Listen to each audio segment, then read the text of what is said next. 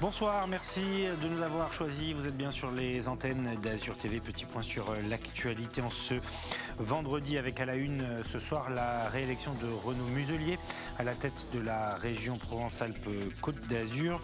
84 voix sur 123, parce que vous savez, ce sont les conseillers régionaux élus par vous qui désignent le président. Vous entendrez Renaud Muselier et son principal opposant Thierry Mariani pour le Rassemblement national.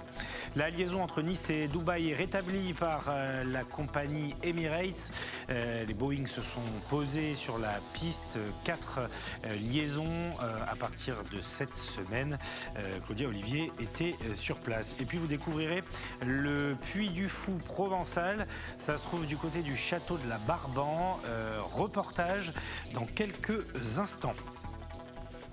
Nous parlerons également de la marche des libertés organisée demain à Marseille. Pour débuter, d'abord la réélection donc de Renaud Muselier. Pas de suspense, il a fait le plein de voix dans son camp. Vous le voyez, il a été accueilli par le maire de Marseille, accolade fraternelle sur cette esplanade de l'hôtel de région. Ça s'est poursuivi ensuite dans l'hémicycle. Renaud Muselier donc réélu, 84 voix sur 123. Le Rassemblement national n'a pas proposé de candidats, le Rassemblement national qui sera la seule opposition représentée dans l'hémicycle. Je vous propose d'abord d'écouter donc le nouveau président de la région Provence-Alpes-Côte d'Azur, le républicain Renaud Muselier, sur ses priorités. Dès la prochaine plénière qui aura lieu à la fin du mois de juillet, mettre en place la totalité des appels d'offres, des marchés, enfin du fonctionnement administratif pour ne pas perdre de temps, pour être opérationnel déjà début août, préparer la rentrée scolaire et universitaire pour les jeunes, mettre en place le quartier général de la relance de façon à ce qu'il puisse être opérationnel et éviter, dans la mesure du possible, peut-être un 4e vague de Covid, donc il faut quand même préparer au cas où, pour être prêt sur toutes les hypothèses.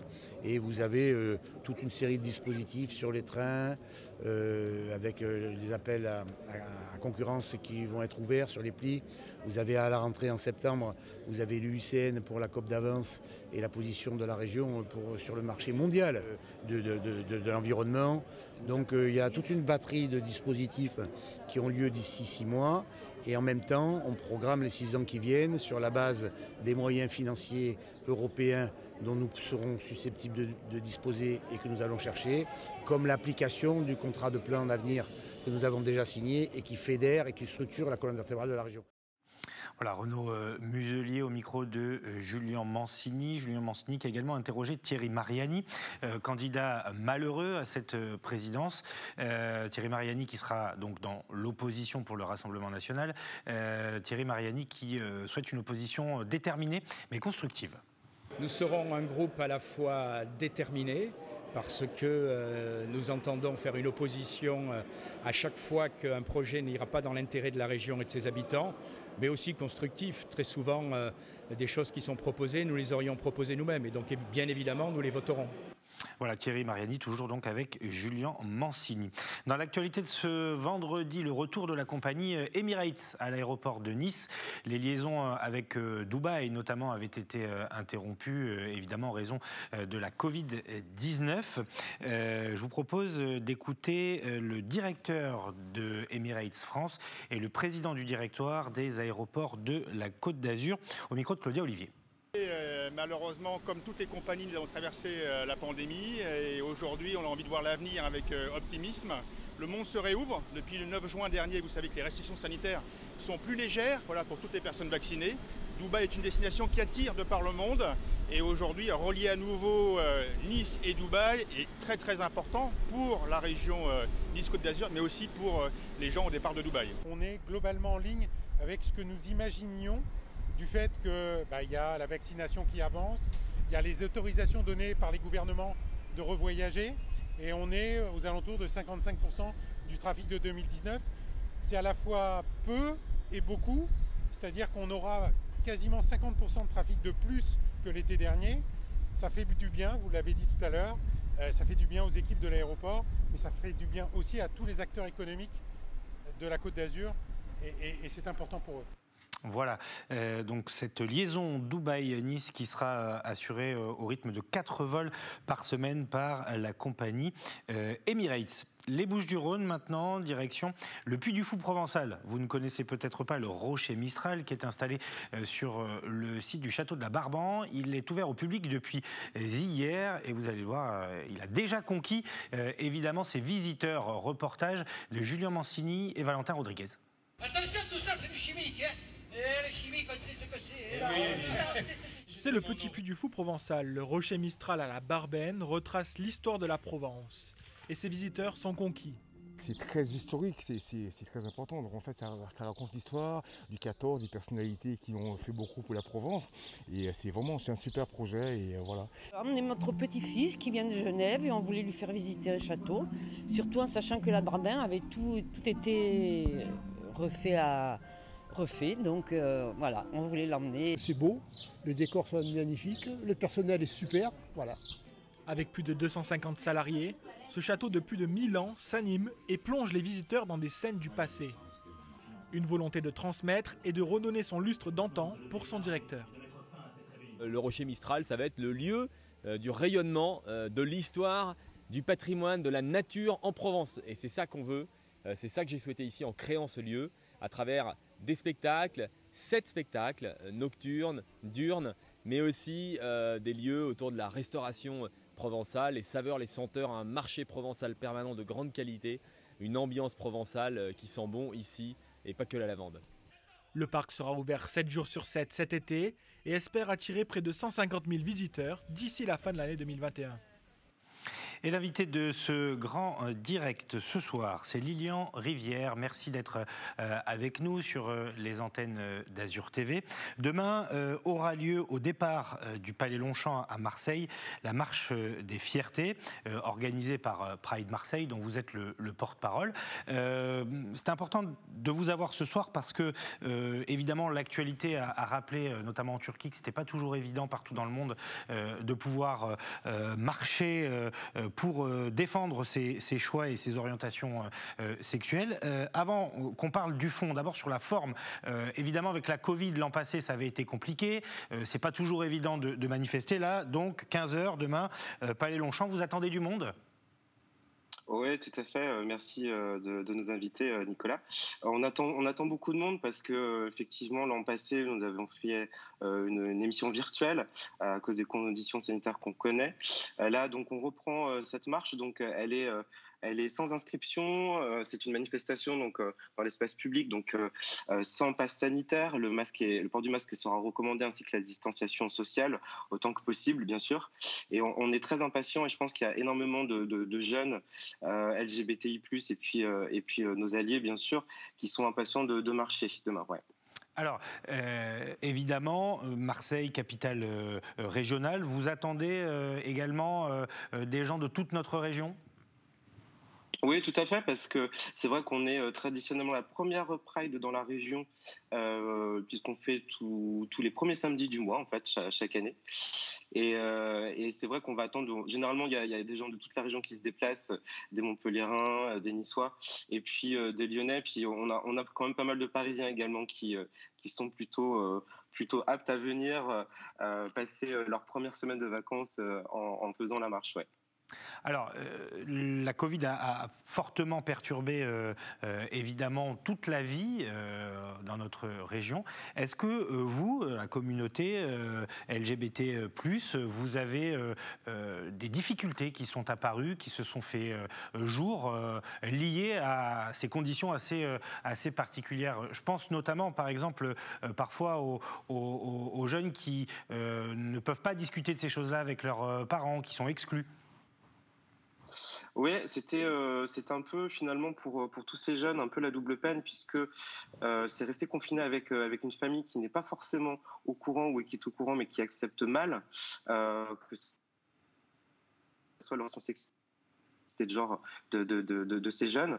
Le rapport de SOS Homophobie a démontré cette année, qui est sorti là en mai, qu'il y avait une baisse forcément mécanique finalement des agressions, mais une hausse en fait constatée des LGBTI-phobies sur l'entourage proche.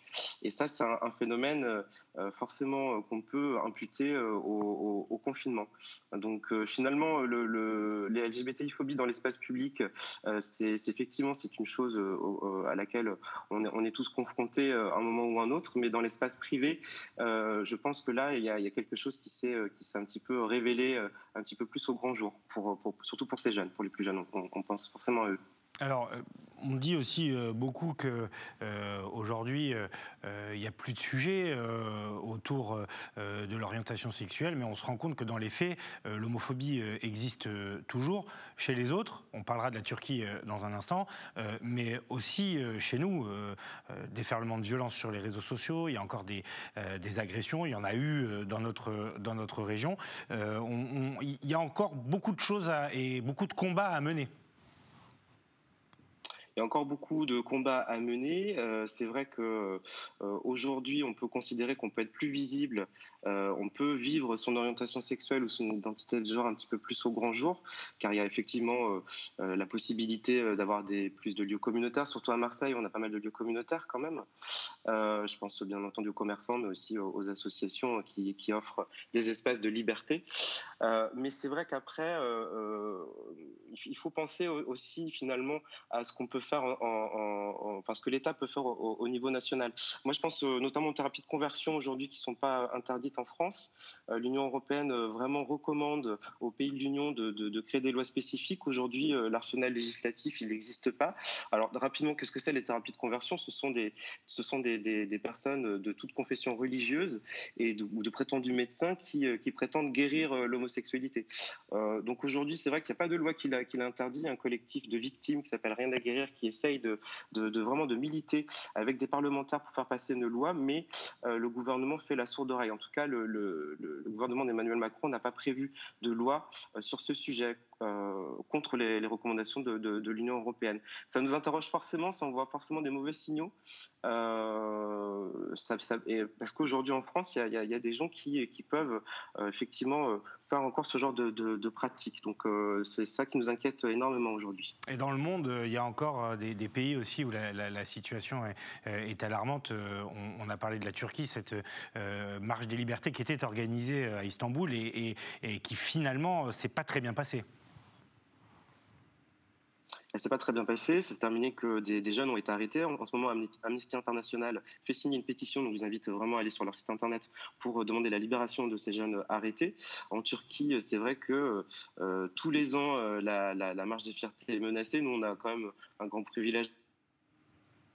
Enfin, on a une liberté sur ce sujet-là. Nous pouvons marcher, l'espace public est enfin à nous, effectivement, une fois dans l'année. Mais c'est vrai que dans d'autres pays, la montée, on va dire, des extrémismes et des obscurantismes fait que c'est très compliqué pour vivre son orientation sexuelle ou son identité de genre. Je pense également à la Hongrie. On a eu effectivement ces derniers temps c'est cette polémique sur non seulement à la fois finalement qui a été révélée par une simple illumination aux couleurs de l'arc-en-ciel d'un stade qui a été refusé, mais derrière cet épiphénomène, il y a quand même une loi que le Premier ministre essaie de faire passer pour interdire à la promotion, c'est ce qu'ils appellent la promotion de l'homosexualité, et avec un amalgame très fort avec la pédophilie. C'est vraiment, on est très inquiet, on suit ces sujets à l'international avec beaucoup d'attention, nous, ici à Marseille.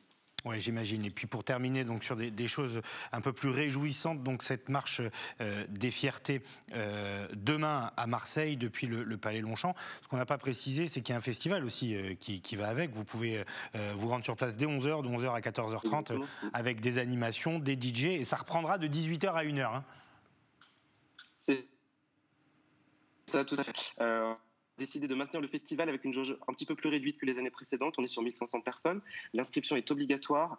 Le pass sanitaire est requis à l'entrée, donc sur inscription, donc à 0 € bien sûr, et donc on vous attend quand même nombreuses et nombreux.